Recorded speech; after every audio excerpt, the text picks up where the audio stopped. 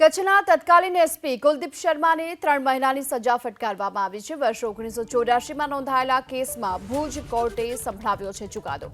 કુલદીપ શર્મા અને ગિરીશ વસાવડાને 3 માસની સજા ભુજ સેશન્સ કોર્ટે ફટકારી છે। ત્યારે ઇબલા શેઠને એસપી ઓફિસમાં માર મારી અપમાનિત કરવાના કેસમાં સજા ફટકારવામાં આવી છે। કચ્છના તત્કાલીન એસપી સહિત કુલ 3 અધિકારી સામે ફરિયાદ નોંધાઈ હતી અને 41 વર્ષની લાંબી લડત બાદ ભુજ કોર્ટે આ ચુકાદો આપ્યો છે। ફરિયાદી ઇબ્રાહિમ ઉર્ફે ઇબલા શેઠનું મૃત્યુ થઈ ચૂક્યું છે।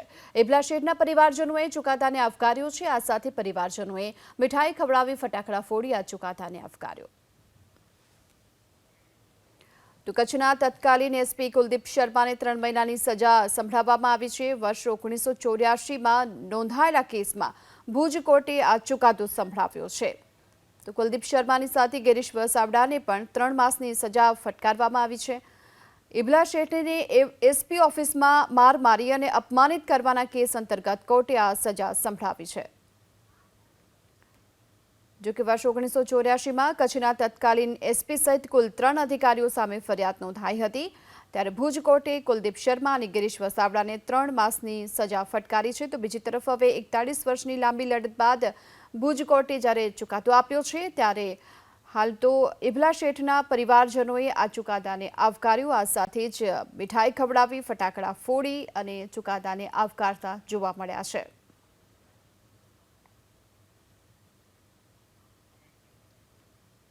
તો ઇબલા શેઠને એસપી ઓફિસમાં માર મારી અપમાનિત કરવાના કેસ અંતર્ગત ભુજ કોર્ટે આ ચુકાદો આપ્યો છે। 41 વર્ષની લાંબી લડત બાદ હાલ તો આ ચુકાદો આવ્યો છે, જેને લઈ હાલ પરિવારજનોએ ફટાકડા ફોડી મીઠાઈ ખવડાવી ચુકાદાને આવકાર્યો છે। વધુ વિગતો મેળવીએ સંવાદદાતા હર્ષદ ઠાકુર આપણી સાથે જોડાઈ ચૂક્યા છે। જી હર્ષદ।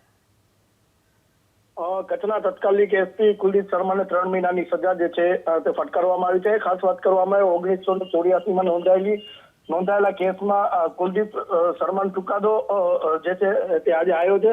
બીજી તો વાત કરવામાં આવે ચુકાદા આવ્યા બાદ ઇબલા શેઠ ચુકાદા 3 મહિનાની સજા જે છે તે ફટકારવામાં આવી છે। ખાસ વાત કરવામાં આવે આ કેસ જે છે તો 1984માં ઇબલા શેઠ એસપી ઓફિસમાં માર મારવાની અપમાનિત કર્યા હોવાની બાદ આ કેસ જે છે તો નોંધવામાં આવ્યો। 41 વર્ષ બાદ આનો ચુકાદો આવ્યો છે। ત્યારે કહી શકાય કે ઇબલા શેઠ જે હતા તેમના ઘરના પરિવારો દ્વારા ફટાકડા ફોડી અને ચુકાદાને આવકારવામાં આવ્યો હતો। જી આભાર આપનો આ સમગ્ર માહિતી બદલ।